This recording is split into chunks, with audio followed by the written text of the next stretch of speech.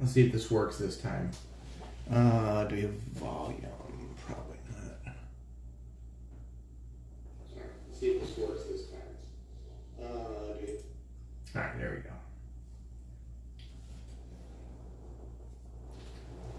go. Okay, so the last time I did this, I couldn't stop the stream after I disconnected from Streamlabs. So I gotta figure out what I did wrong and kind of go from there. John Nolan, hello, how are you, sir? Welcome to my super exciting test stream of counter clipping. All right, I'm gonna move this map so I don't damage the map here. So yeah, I did a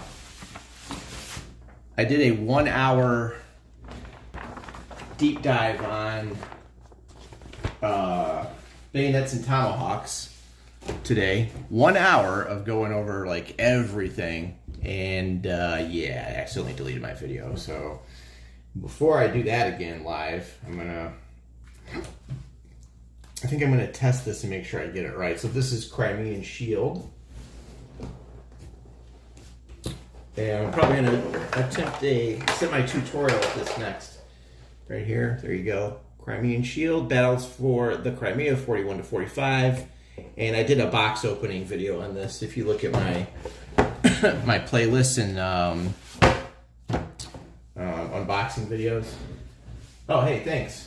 Oh, cool. Yeah, I got a lot of flack for the next war, India, Pakistan stuff.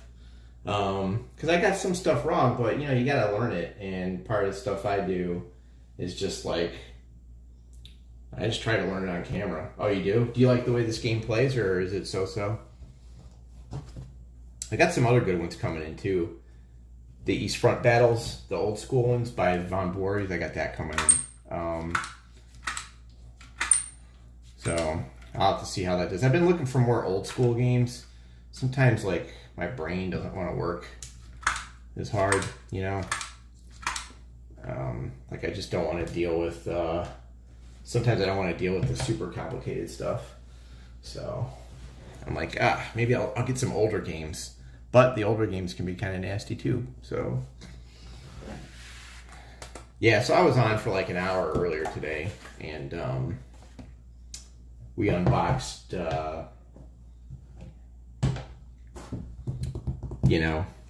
bayonets and tomahawks, but I lost that whole video, so I'm kind of pissed about that. So I wanted to try this again, just as a practice stream, to see how it works. But I had an issue with like stopping the stream after I was finished. So I got to go back and take a look at it. But I'm going from my phone. I think that might be part of the problem. And I also think it may have been processing the video still. So we'll see what happens. I don't know. I'll let it go overnight. Once I finish this, I'll let it go, and then we'll see how it works out. Yeah, these counters are old too, man. Like they don't clip as easily, you know. Also, when I'm using Streamlabs, I can't figure out how to turn the flash on with my recording software. I don't know, it's kind of weird. So what are you playing lately?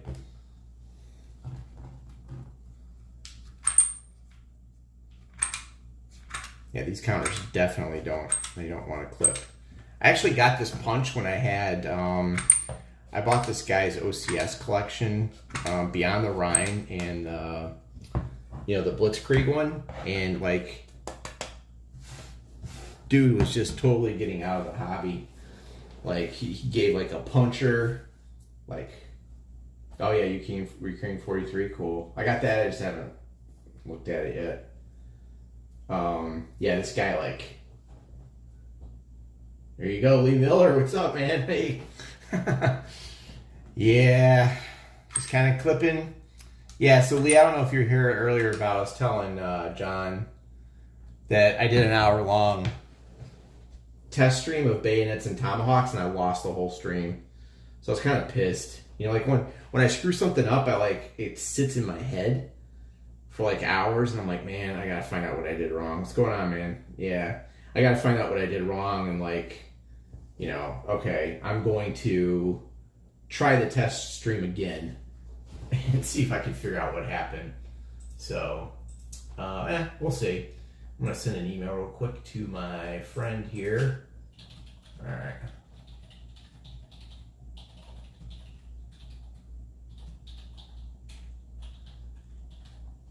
All right, let's see here. Okay, there we go. Is the volume still working here? Let's see.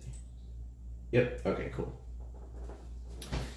Yeah, so just doing a little Crimean Shield work and getting this ready. I do want to try to play this. Not sure how it's going to work solitaire, but yeah, I'll give it a shot.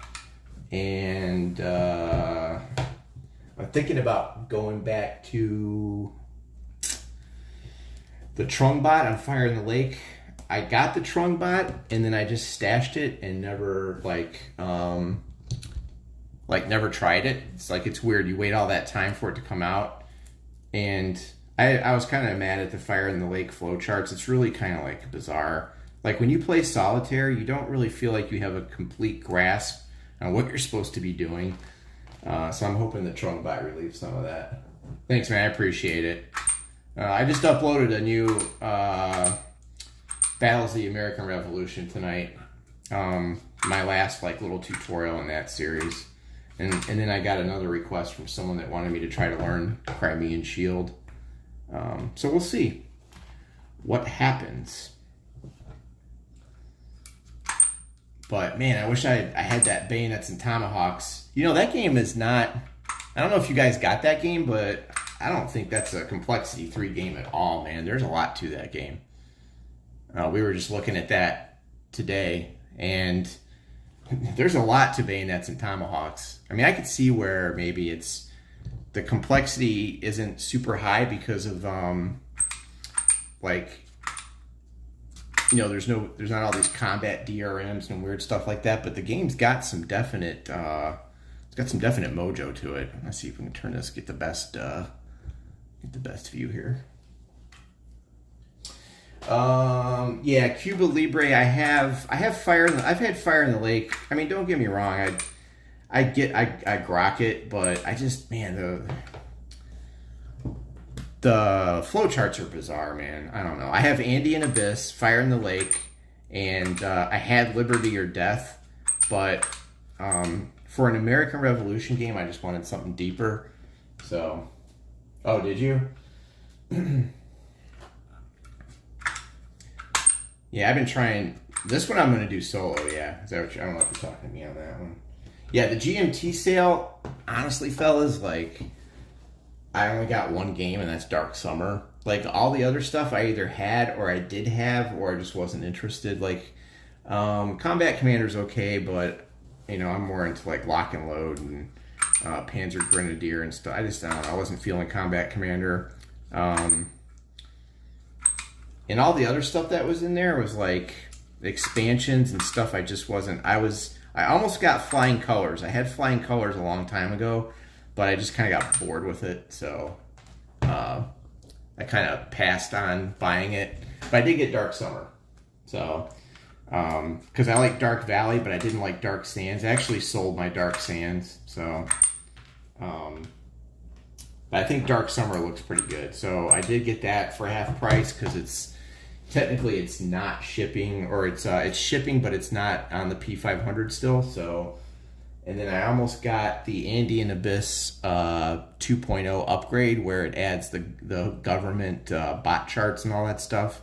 But then I was like, if I'm going to play a coin game, it's going to be Fire in the Lake because I'm a big Vietnam historian guy. So, that's what maybe there. Wilderness War, yeah, that's another one that I was looking at, and that's why I got Bayonets and Tomahawks. But then I'm thinking, man, maybe I should get Wilderness War too. But I figure that one might be kind of hard to solo, I don't know if that's too. Let me zoom that out a little bit. There we go. Zoom out and kind of go in that direction. So is anyone up to anything fun tonight? As you can see, I'm having a thrill ride a minute here. Man, these counters are so old. These are some old counters, man. 1994.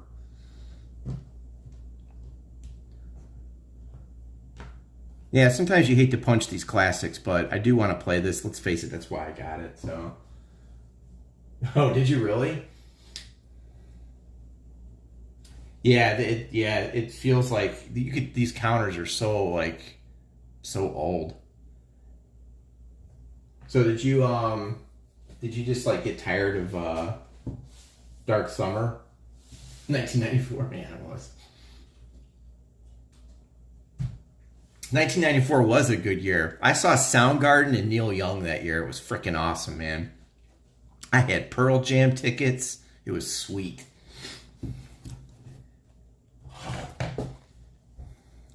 Those are good times, good times. Yeah, these counters are like, man, these are super, super flimsy.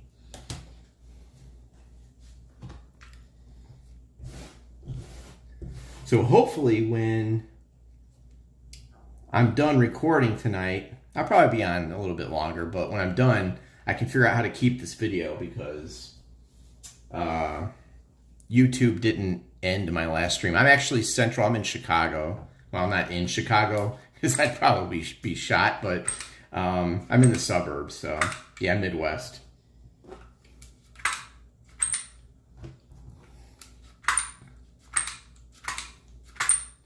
Not a big fan of where I live, to be honest with you. Illinois sucks. But, yeah, you know how it goes. You end up living where the work is. Oh, Philly? Cool. Yeah, I go to Philly sometimes for my job. I do network setups for a school bus company, transportation company.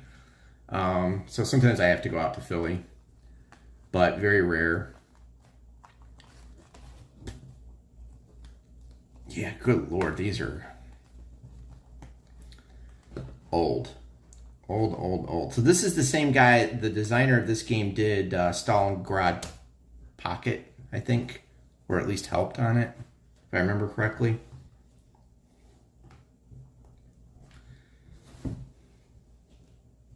Ah, Florida, nice. Used to live in Schaumburg? What? That's crazy. Holy cow. That's nuts, man. I just drove through there the other day. Coming back from setting up some computers at, where was I? Near Lake Villa or something. I had to go back down. I drove by Woodfield Mall and all that fun stuff. Do you guys have a favorite war game that you play solo? Yeah, it's hard, I bet, in Florida, man.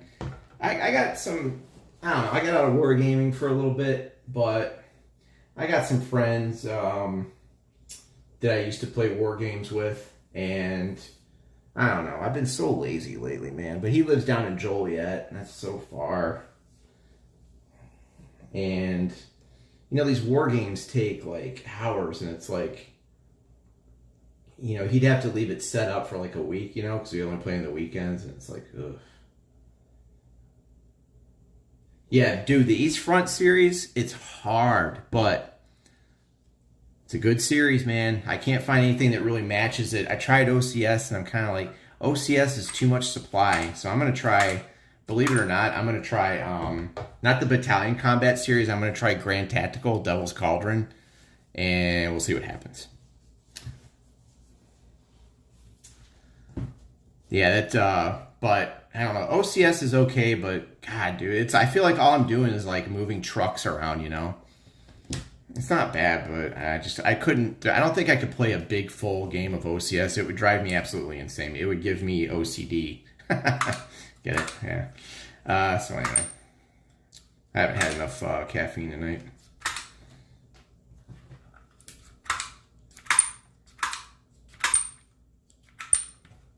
I gotta start doing more playthroughs. Yeah, Von Boris, man, that guy doesn't mess around, you know. That guy, he goes like, he went from, like, if you look at like this one, right?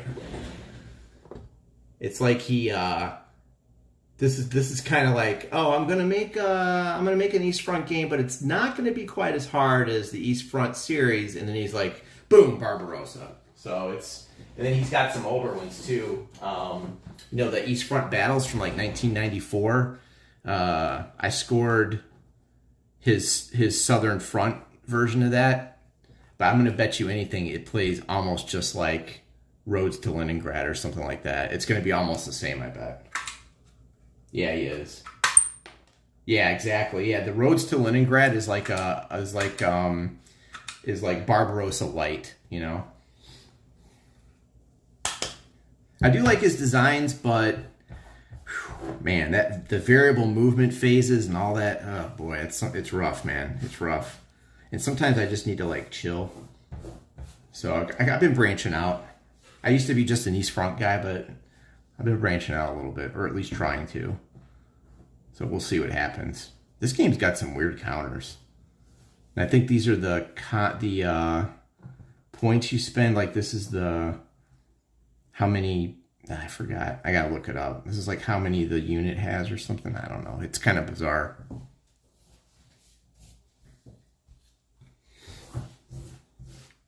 Yeah, if you're going to do the Barbarossa series, do the small scenarios and just do them over and over. That's how I learned Great Battles of History. For Great Battles of History, which I used to be really into, if you look back at my past videos, like I made up my own scenarios. Like I literally just put two lines of like, I just put like a line of Romans and like barbarians or something, and then I just practiced over and over again. I didn't even use the scenarios in the game. I used it like a combat simulator, which is what I might do with Grand Tactical Series when I get it. I might just practice, you know, assuming I can get Devil's Cauldron for like cheaper than $400, which ought to be funny. Yeah, right. That's all I do. Here's the thing, like you're right. Like you feel like all you do is read rule books and it's like going to college. And that's why I kind of got out of the hobby last year. I felt like, I'm like, man, I'm not having fun. I feel like all the other games are like, you know, a squirrel for a dog. Like you see him and you're just like, ooh, I got to go get that one now. So I've really got to learn to like focus on one system and keep playing it over and over until I get burned out on it or something. I don't know. But I go from system to system, and after a while you're going to get tired of reading rule books that much, you know. It's going to just burn you out.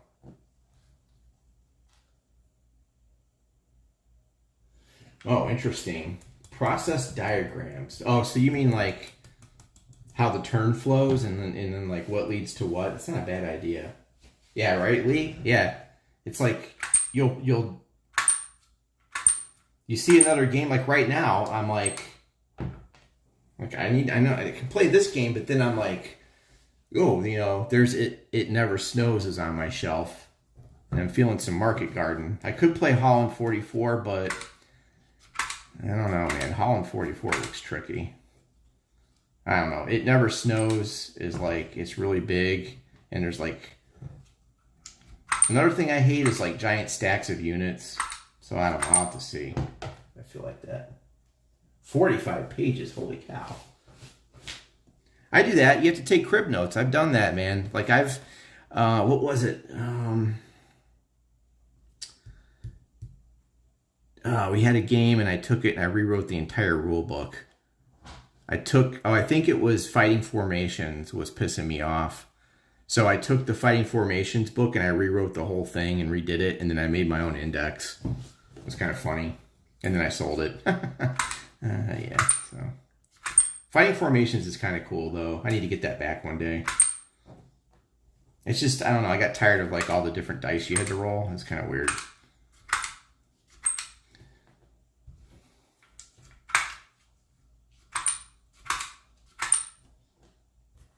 But yeah, I'm definitely going to get Devil's Cauldron, and I'm going to dive into that pretty hard. Oh, the one game I couldn't get that I really wanted to play was Red Storm, the 1980s jet fighting, you know, air war over Germany.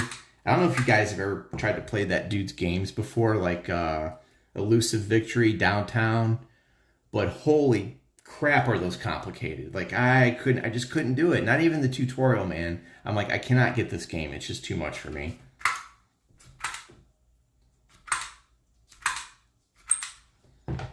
I don't know if you guys look, like sometimes on YouTube you can look and you can see where a game is so complicated, like no one's doing videos for it. And you just know, you're like, you see all these unboxing videos, but you know those dudes are not playing that game. You're just like, there's no way this guy's playing that game.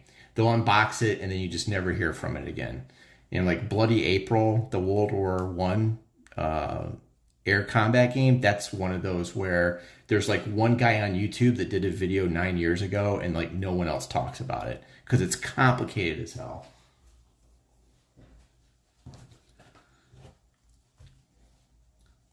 And there's a few on Red Storm where people have played it, but you can tell that, you know, they're kind of like over it, you know, on Red Storm. Like one guy played it, I forgot his name, but he did some really good videos on it. Not the TCS tutorial guy, there was someone else that did it. And by the way, the TCS guy did great tutorials. I still don't understand that game. It is so complicated, and I'm just like, it baffled me. But they look like they would be so cool, especially, you know, downtown if they ever redo that. But yeah, I don't know. And Bloody April was just, dude, it was so crazy. Red Guard, I don't think I've seen that one. Red Guard. Yeah, dude, his games are so complicated, and I'm just like, there's a tutorial, and everyone's like, oh, you know, just follow the tutorials, and it makes perfect sense. No, it didn't. It's like me trying to play Squad Leader. It did not make sense. I'm sorry.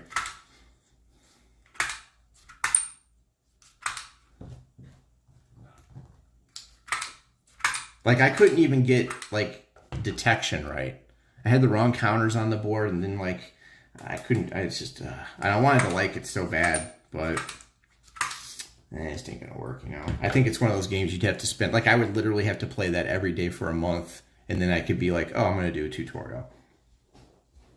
Oh yeah, Red Storm. Yeah, so I did, if you look at my unboxing videos or whatever, I did 2 videos on Red Storm. One was an unboxing, and one is where I did basic movement, and that's as far as I got. You can see where, like, if you watch the second video, I was getting frustrated, and I had to redo that video because I screwed it up so bad.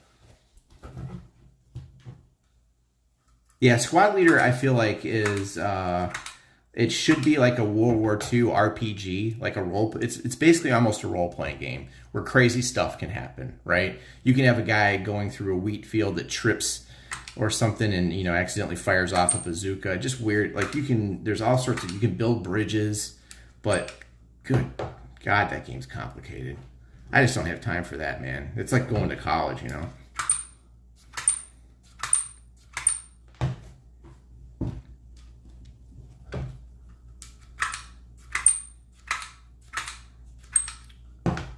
Yeah, there's no way I'm going to get through all these counters tonight. That ain't going to happen.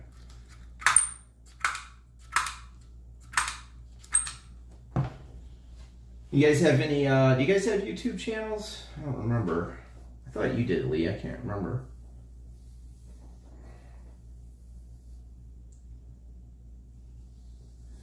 So what I'm going to do, instead of Squad Leader, I'm going to try a game that, you talk about a game that's so diverse in terms of opinions. Panzer Grenadier. I'm going to try that. I played Panzer Grenadier back in 2004, and Jeff from 2.5 Squads or whatever, the ASL podcast guy, he came over to my place when I lived in Westmont, Illinois, and we tried Panzer Grenadier, and I'm like, okay, I got to get you outside your Squad Leader thing. And he hated it, but I think what he felt rubbed off on me, I didn't give it enough of a chance. So I'm going to try the Avalanche Press Panzer Grenadier again. But this time I'm going to do it like my way, solo, and try to learn it. Because I kind of like the system, but we'll see. It's got its quirks. Avalanche Press publishes like a bunch of crap sometimes. Like, you know, they'll package a map and just kind of reuse some things, but then they'll slap a different title on it and they'll be like, oh, it's $80. It's like, really? But there's a lot of content for it. Yeah, Jeff was pretty cool. I haven't seen him in years though. Like I haven't talked to him since it's been so long. It was early 2000s. And then the guy that did the Bloody April tutorials, Ty Stauffer, he came over and we played Bloody April and he tried to teach me and I couldn't get it, man. Dude, it was so complicated. There's like wind drift and it was crazy. If you have someone else like holding your hand while you played, it's actually fun, but when I tried it on my own, I was like, nah, that ain't gonna work.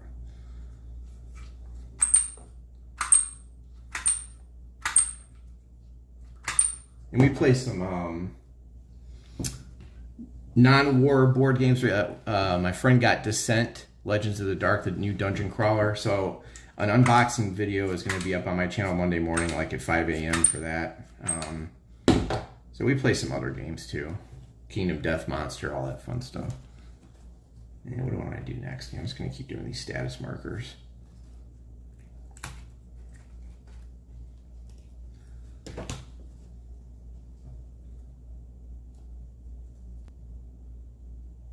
Yeah, it is, Lee.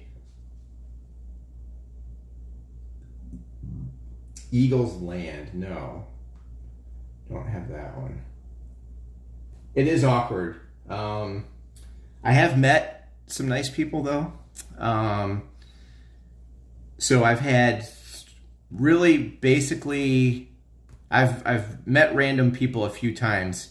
And it's not a knock on the game, but the weirdest experience I ever had was the guy that played squad leader, because I was on like some weird squad leader players list, and it felt like Craigslist. It was really strange. So I went over to his place, and like it was so weird, man. There was a guy just sitting on the couch smoking bowls, and it was just bizarre, dude. Like we played on this little round table where we had to like hunch over it, and there's like one little map out there, and it was extremely strange. It was really weird.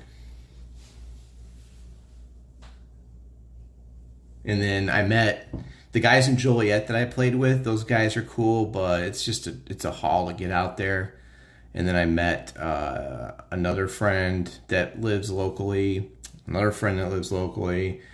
met my best buddy, Crabby Old Gamer, lives locally.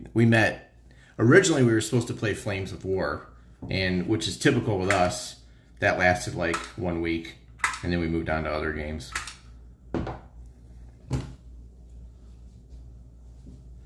Yeah, the squad leader dude was so weird, man. He like did not look like a typical squad leader player. Yeah, dude, it was such a bizarre day. And like by turn 2, I was like, oh man, look, I gotta go. And that was the last time I ever touched that. I'm like, yeah, I'm good. It was so bizarre.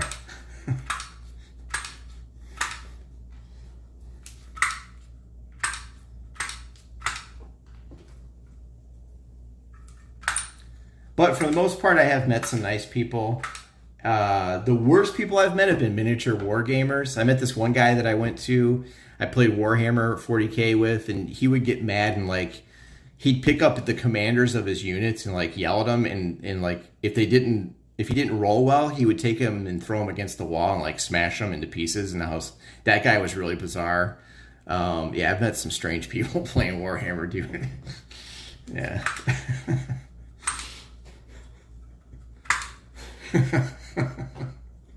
Yeah. Oh man, good times. I think back to the people I met playing miniature games, and it was crazy, dude. God, I played Warhammer since like, when everything was metal, like the early 90s.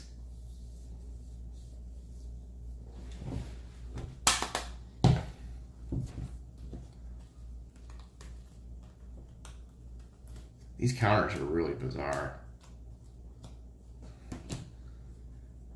So I think these represent the total. You use these to keep track of, what do they call them? Command supply points for individual units or something like that. So I'll have to see. I'll have to see how this works out. I think I'm going to get back, an old buddy of mine, I'm going to get back together with him, and we're going to play some Panzer. He came over a long time ago when I was living in Crest Hill, and we played Panzer, but that's a game system that I really want to learn, so Of course, I sold my copy, and now it's like $150. So there's a lesson for you kids. So now I gotta wait for the P500. I have painting skills, yeah. If you go under my Kingdom Death Monster videos, or follow me on Instagram, if you scroll back down, you'll see some of my Kingdom Death Monster paint jobs. Oh, actually, hold on a second. See if I can find it here.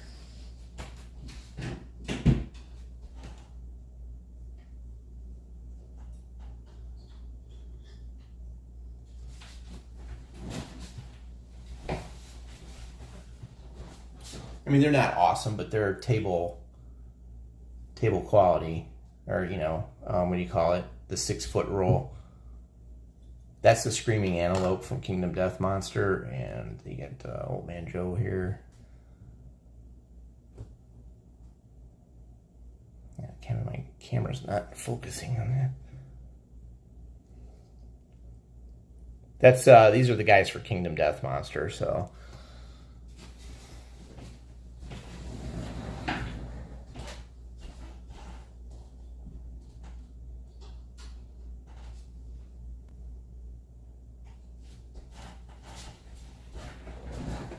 Which is probably my favorite board game. But yeah, Kingdom Death Monster though it's like a lifetime commitment, and you have to really it takes a lot of space, and you have to leave it set up, and it's definitely, when you play that, you're purely focused on it, and it's very expensive. Beyond. It is the most expensive thing I've ever spent money on, besides a car.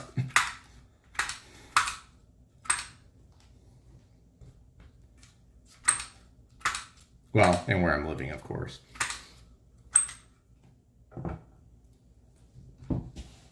Yeah, my problem is I sell war games that I don't think I'm ever going to play, and then I get back in the mood, and I'm like, oh, I sold that one. And then it's like $200 on eBay, and it's on P500 for like a year and a half or something.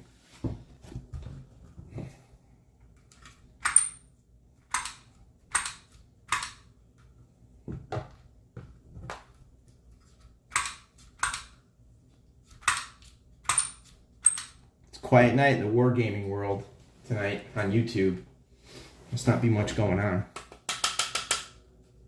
So hopefully when this video is done and I hit end stream, it saves the video and it publishes it to my page. I hope. We'll see what happens.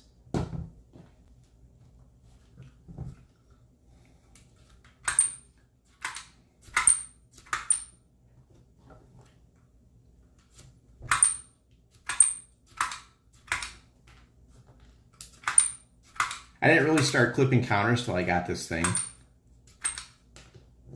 I used to use toenail clippers.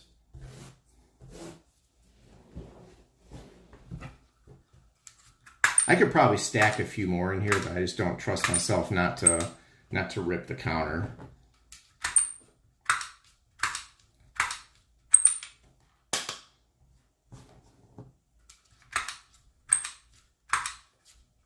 So the Devil's Cauldron by MMP has 1,600 counters. That may not get clipped. I'm pretty sure. I'm thinking that may not get clipped.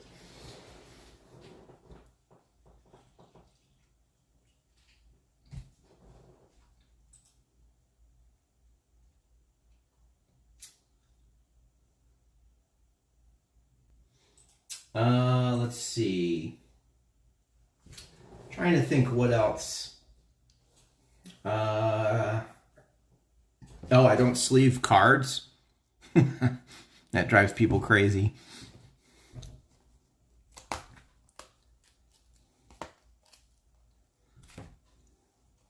That drives people really crazy.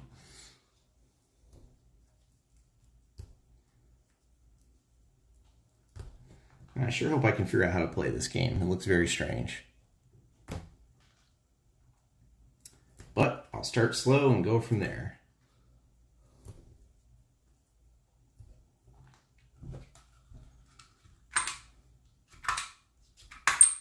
I'm on table 2. I have 2 gaming tables. I'm on table 2 tonight. I could fit a third one in here, but I have a feeling that that would make my brain explode if I tried to play 3 games at once. Plus, I wouldn't be able to walk in here, so I guess I could put it on the back wall. That would be kind of funny.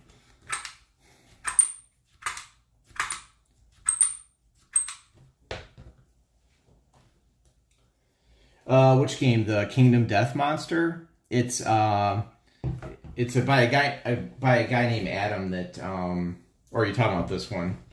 The Crimean Shield. This one's 3W. This is from 1994. This one's old school.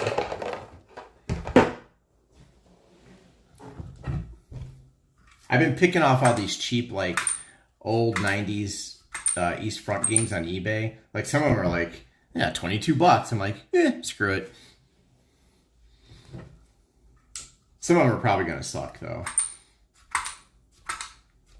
Like what I don't want is like, you know, the old easy Avalon Hill games where it's like compare strength to defense. You either retreat or get it, you know, flipped over, and it's like just this, it's always like every game was the same back then. They just changed the map and like where it was located. Like you could take the old school Avalon Hill, North Africa, and like the Russian front one. It was like the same thing, but just with a different map. This is not a series game. This one is not, as far as I know. Or maybe it is. Let's see. Hold on. No, it's not a series game. Yeah, here's the...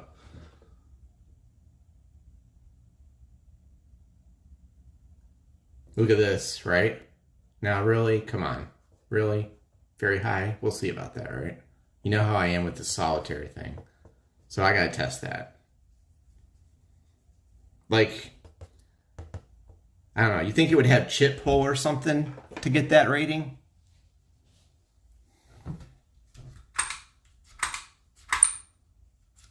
Oh, I want to get this out too. Oh, where is it? Let me get this one out. This is like a really simple folio game.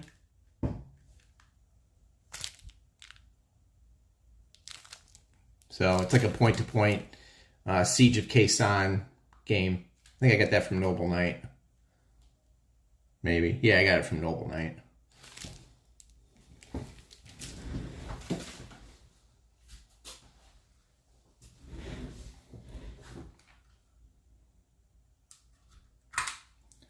Yeah, series games are... Yeah, they can get addictive. Let me see if I can rotate this. Alright, we'll go on a little journey. Now there's all my paints. So, this one gets a shelf all to its own, because I have these organized. That's all the status counters and everything. I got those all in there. And then these are all out of order right now. They are not chronologically or era proper. You got Vietnam in there with East Front and Market Garden.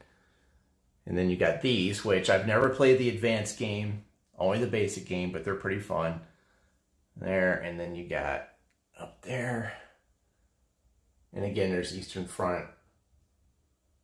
And those are all the ones that I have out right now. I sold a ton, though. Like, I sold a lot of games. Yeah, the folio games are, they're super cheap and they just focus on one battle, so it's kind of cool, you know. But Decision Games, like if you go on their website, they have so many games and you can pick them off for like $35. It's pretty sweet. But yeah, I'm not one of those guys that I won't go on, you know, I won't buy like 5 copies of a game and like put it on my shelf.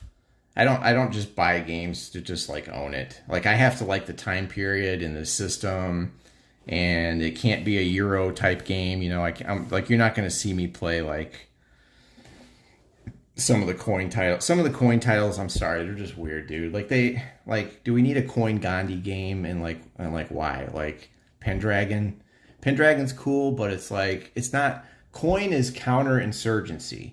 So, a distant plane, fire in the lake, Andean abyss, that's counterinsurgency. You have counterinsurgents fighting the government and things like that. And then they kind of expanded and got like really weird with it. Like, that's kind of where I tapped out. Like, I was like, okay, King Arthur, and they did some, weird stuff. So I was kind of like, I kind of chilled on the coin games. Liberty or Death kind of worked, but they changed the battle system in that game. They had these kooky dice, and I don't know. I like the earlier games, like Distant Plane and stuff like that. And like Andean Abyss is freaking sweet, because if you watch Narcos on Netflix, that's Andean Abyss. It's awesome, and you can play like a cocaine lord. It's pretty cool. But Pendragon is where I lost it. I was like, "What the hell is this? This is not a count. Like a Robin Hood coin game would be more counterinsurgency than Pendragon. No offense to the designer or anything. It's well designed, but it's just not like they've taken coin to another level now. So like whenever GMT announces another one, I'm just kind of like, oh, here we go, and I get yelled at for it and stuff like that. So.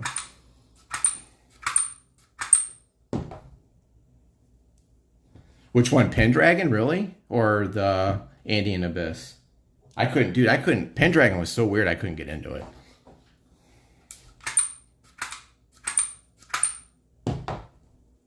I need to get Cuba Libre, too.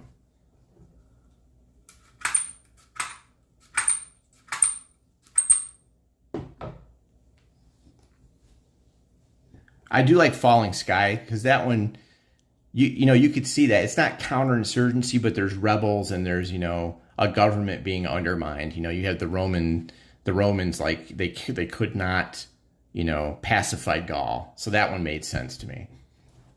Oh yeah, Andean's awesome, but I don't have the upgrade kit. If you have just the base version where they don't have like the government flowchart, it's really, you can tell they weren't thinking solo really that much when they released that, and then they did the upgrade kit. But we'll see. But my forever my favorite will be Fire in the Lake. That's like the perfect, that's like the perfect thing for coin. You've got communist insurgents, government forces, an outside nation trying to, quell, basically a takeover of an entire. It's just awesome. You got like a corrupt South Vietnamese government. Plus it's Vietnam, and the cards are awesome. So yeah, I probably have to play that again with the Trung bot.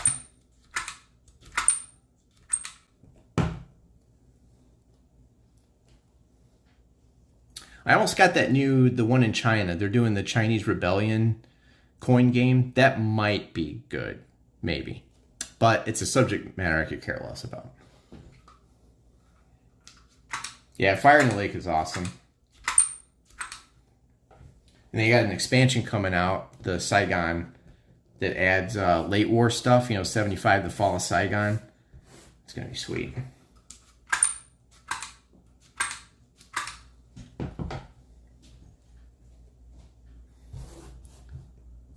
I'm not really sure what this marker is. Looks like some sort of defensive, let me see here. What the heck is that?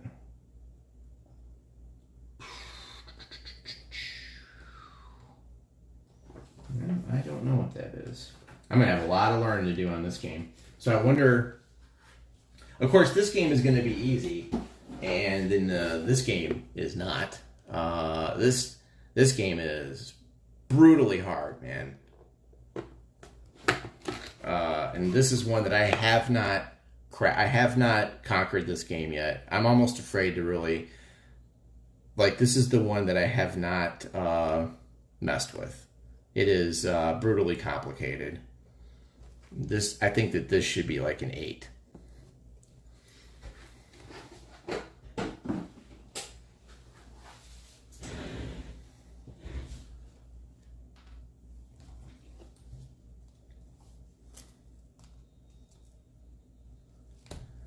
But one of these days, I don't know. One of these days I'm gonna... Is John still in the chat? Let's see. He might be lurking or passed out. You gotta let me know how Red Storm goes. I keep looking at it and I don't know, man. Maybe I just need to sit down for a month and read the rule book, but good lord. I just don't see myself playing that solo because there's like hidden SAM sites and dummy flights. I just don't think it works. Okay, yeah. So are you gonna try Red Storm solo? Look at this. Game turn.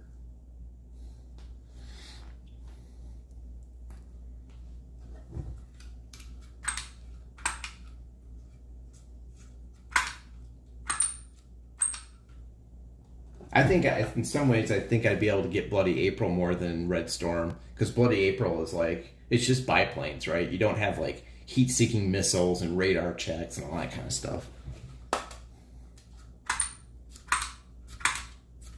But you guys mark my word, we're going to be doing some Grand Tactical soon on this channel. It will be done, and I will own Devil's Cauldron.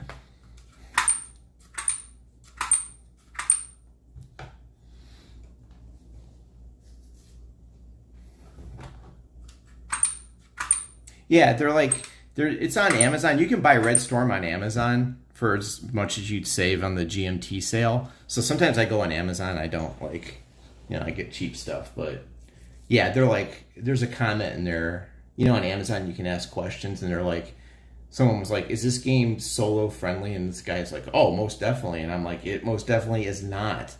Don't be fooled by the tutorial scenarios where they set you up with an AI solo bot. It is not like that if you play the full game. It's like, yeah, the scenarios they put in there to teach you are very solo friendly. Like, what was it? Like the Grand Tactical series, the one with the 101st Airborne, where Eagles dare. There's literally a scenario in there built solo with its own special counters. But so people see that and they're like, oh man, this is solo friendly. Devil's Cauldron is already out. It's a monster. It's like $350 or something on the MMP site. So it's out there already, but I don't know when they're going to... Oh, they did reprint it and I missed it, of course, because I didn't have enough money to pre-order it. So I just got to come up with the cash. But it's out there. It's so damn expensive.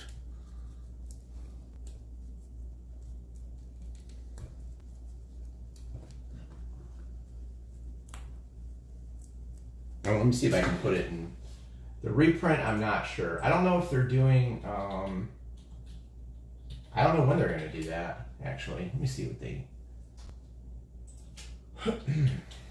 Let's see here. Oh, I guess they are. Oh, 2020. Let's see what they're on here. $180. Holy God.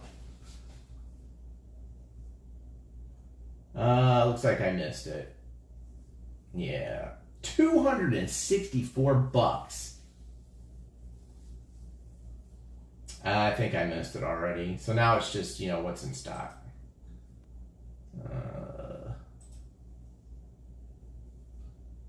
Oh, I had No Question of Surrender. The North Africa one. I probably should have kept that. Oh, they're doing Race for Bastogne. Grand Tactical. I'll tell you what though, man, if I see one more Battle of the Bulge game, I'm gonna lose it. I just can't. I can't do it. I can't do any more Bulge games, man. Like I was looking at Time for Trumpets, which is really complicated, but I'm like, oh cool, and I'm like, oh yeah, I just can't do Battle of the Bulge anymore. It used to be my favorite thing, and I just can't. I can't do it.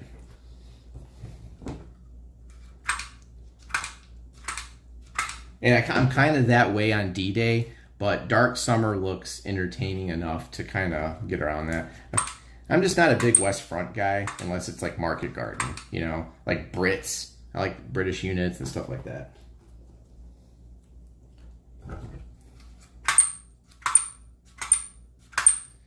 Yeah, Grand Tactical. Oh, you talking about Time for Trumpets? Yeah, dude, that game looks crazy complicated. I had no idea it was like that. And I watched, I forgot who was playing it. It was Kev or someone, and I'm just like, nope, I'm good.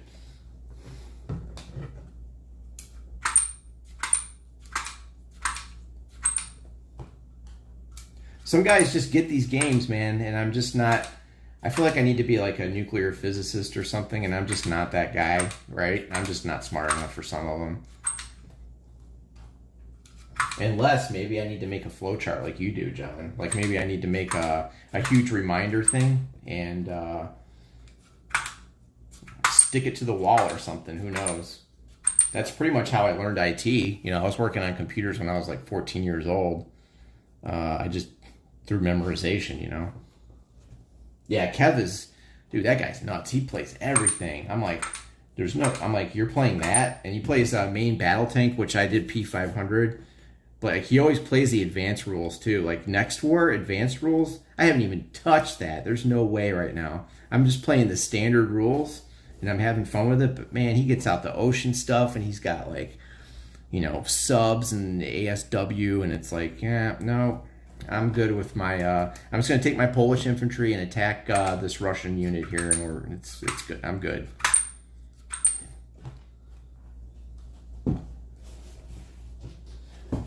Oh, you do? Okay. I assume, Ken, that you're going to the auction this weekend. I think it's this weekend, or is it next? Or I'm sorry, next weekend.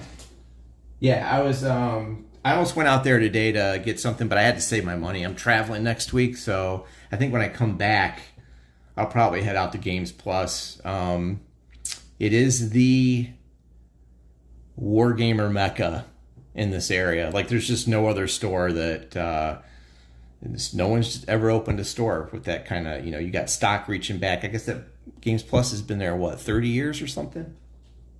Yeah. Yeah, and he solos it.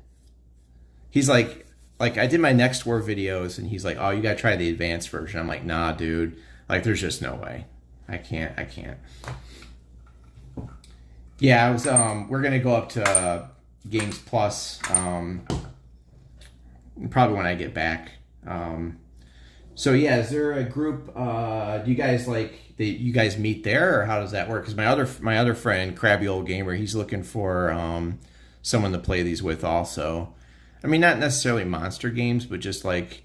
And people with some patience, because, you know, we're kind of slow at learning this stuff. But yeah, I'd definitely be interested in that. I play with some guys down in Joliet occasionally. They have a little group down there. I don't want to use people's real names, but...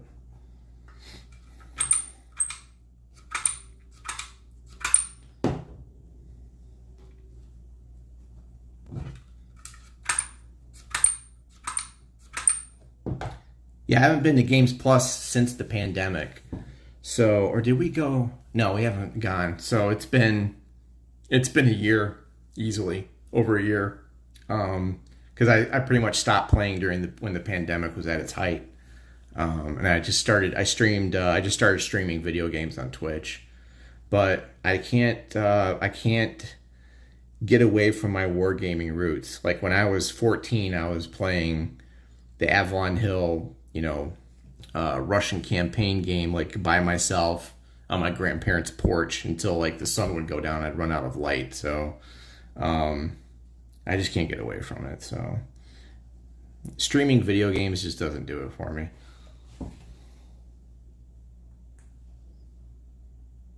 Oh, that's cool. All right, Ken. You might have to send me, I might have to give you my email, and might have to take a look at that, because that would be sweet. I'm not the best, just a heads up, I'm not the best rules guy, but, you know, if there's ever a game like Bloody April or Panzer or something, I'm definitely down to learn that again. Like Panzer, I always did the standard rules, you know.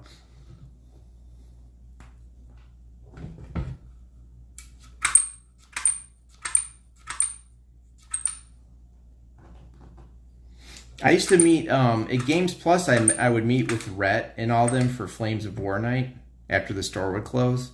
But then I lived in Joliet, and it was just too much of a drive, dude. I couldn't, because they would start, like, I'd have to come back from work, and it was too much. Like, I just, you know, sometimes you're just too tired to get out there. Flames of War were some good times, though, until everyone would always bring out, like, armies of T-34s and stuff.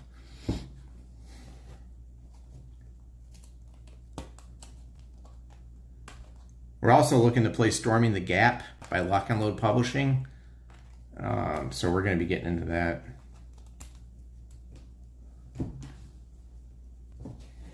Yeah, the Midwest has a lot of war gamers, and then the East Coast, you know. And wherever they do the Con Sim World convention, I think that's Arizona or something.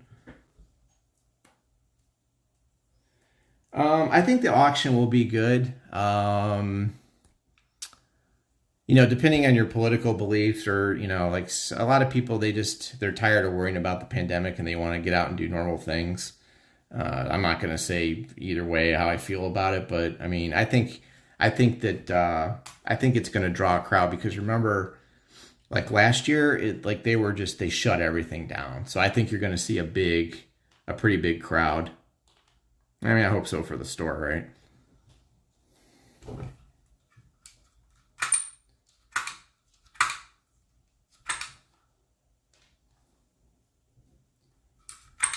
I think my buddy's going to be selling a game there. Oh, I know which one he's getting rid of. You guys ever play those? All right, I'm going to say this wrong probably, but you know the La Bataille Moskova, you know, that whole series, the Napoleonic Wars. Yeah, we tried that, and yeah, no, it's too much, man. It's just too much. So I think he's going to be selling that one.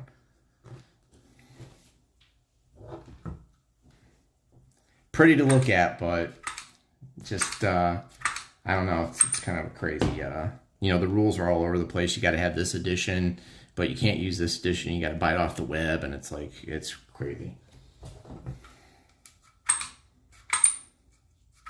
It looks nice though, but actually, if you look at my unboxing videos on my playlist, you could see where I attempted to play it. Yeah, it ended in disaster. We did one thing of combat, and it was pretty cool. I forgot what happened. I did something really wrong, but it was kind of neat. But yeah, I'd rather play those OSG games for Napoleonics without the sleds. The sleds drive me nuts.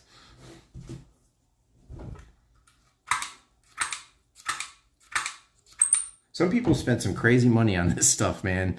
Like that guy that plays with the sleds, those OSG games, he puts each counter on a little sled, a wooden sled. And you got the guys that like magnetize an entire wall. It's pretty awesome though.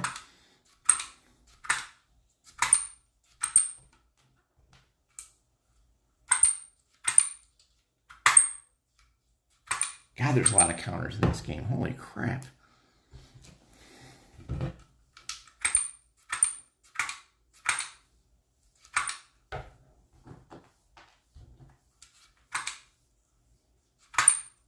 Yeah, the complicated systems, I mean, like, I would have to spend, like, seriously, for East Front, for the Barbarossa series, I spent, like, literally 2 months. I lived and breathed that series. Like, I would read the rule book every night, including parts I've read already. Like, if I wasn't so into the subject matter, there's no way I'd do that for anything else. But yeah, I had to, like, that game system was all I did.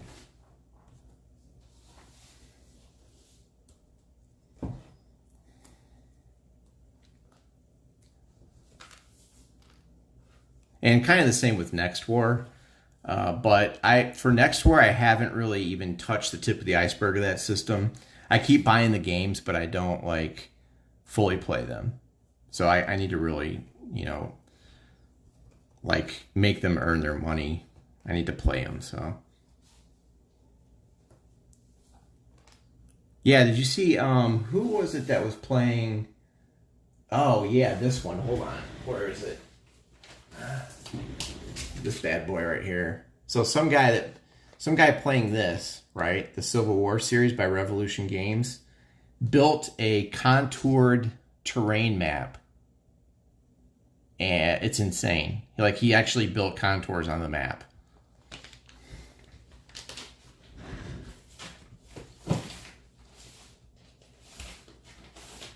Oh, you know another game? How about you guys with this one, man? Are you going to get all the reprints? Yes. They're already empty. I'm biting. Well, I don't know if you see me on every comment I make is I'm just being sarcastic, but on the GMT thing, whenever they send out the newsletter, I'm like, oh, it's another coin game, but there sits the Barbarossa series at the printer, right? And the coin game will always come out before the Barbarossa series. I'm like, damn it. But yeah, they're all on order. You know, another game I couldn't get? The big brother to this bad boy. I don't know if you guys grokked Empire of the Sun, but I didn't get past like the first 12 pages. And I was like, yeah, no, I sold it. I'm like, no. And I had the reprint too with the, you know, the mounted board and everything. I just knew that I would never play that game.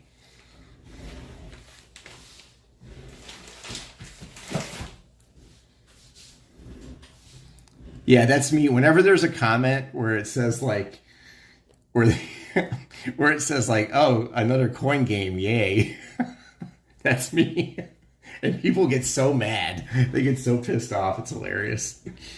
What's wrong with coin games? You know, and there's nothing wrong with them, but it's like they always come out before everything else. I understand that's how they make their bread and butter, right? But it's like, dude, Barbarossa's been at the printer. And I remember last year, I'm on Con Sim World, and they're like, I know someone got sick, I think, before they could finish the rules. And they said like, oh, no, October. Even during the pandemic, October. Nope. Well, it's almost the next October after that, and it's still at the printer. But man, they'll get a coin game will be printed and shipped before like Panzer and all that stuff, you know. I mean, I get it. The coin games are, you know, their bread and butter is like coin games and like you know, Space Venture and all that, Space Corps or whatever and stuff like that. GMT's like they've spread out. They're not just war games, you know. Yeah, I caught some flack for that comment, you know, the coin game comment. Yeah, I get it. It's great. Any games are good games, but you know, there's a few good ones sitting there that I want to get printed.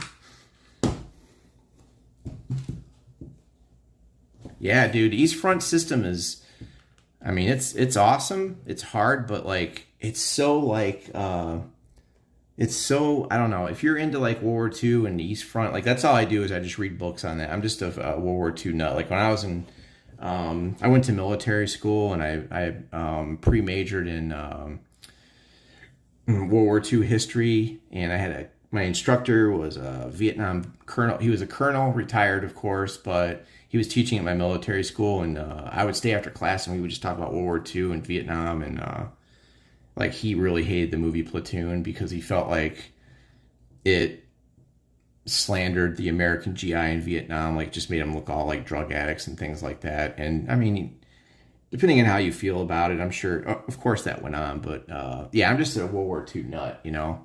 And so like East Front system, the way it does, like, even if you just set up a tiny scenario, it just feels like you're there, like there's the mud, and you're like, oh, the Germans can't move that turn. That's messed up. The air power is awesome. The supply is a little wonky. I'm not a big supply guy. Like I hate supply rules. It's a pain in the ass. I like the games where it's like, can you take your finger and trace it back to this dot? Good, you're in supply. But when you have to do like move trucks and break down the little ammo tokens and then move that forward, it's just like, ugh. OCS would be so good if it just like relaxed on the supply thing, but I get that's what that system's about, you know. That's why I'm going to try a battalion combat series probably. Yeah, the air system is great, man. But it just feels like, you know, when you go to assault a town, like you're telling like a little story in the East Front system. Like you feel like it's like, okay, we took this little town in Russia, and you had the artillery support, and you just kind of feel it. Now, I have never played the whole campaign game of Barbarossa. I just don't think I have the balls to do that. I've always done just the little scenarios and things like that.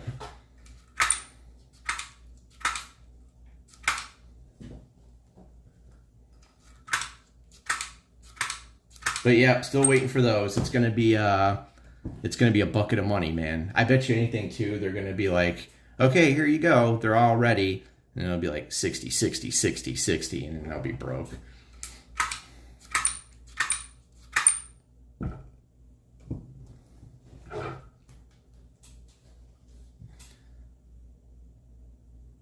All right, so let's see if I've got, let's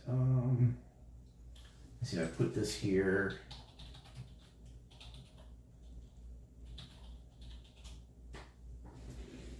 If you want, you guys can email me there, Ken, about the Games Plus thing. And I think that's going to be about it for me tonight, fellas. The lady's going to be home soon. She's a head chef at a movie restaurant place here in Illinois, so she always works late. But what I'm going to do is probably sack out and then finish this tomorrow morning and get a video up for Crimean Shield before I travel. And then I'm going to, like, all next week I'm going to be in Kansas, so no videos that week. And then we'll see how it goes. All right, so I'm going to try to end this, right? And then we're going to see if it saves the video properly. And then hopefully it goes up as a regular video that people can watch. So we'll see what happens. But I appreciate everyone that dropped by. It's nice because earlier today we had no one drop by. So it's good to talk to people and stuff like that. And I'll try to do more of these, you know, depending on how not crabby I am after a day of work. So we'll see. But I do appreciate everyone dropping by, and yeah, we'll have some more talks later. It's fun to talk war games. That's my passion. So, you know, we'll get some more conversations in there, and I'll talk to you guys later. I do appreciate it.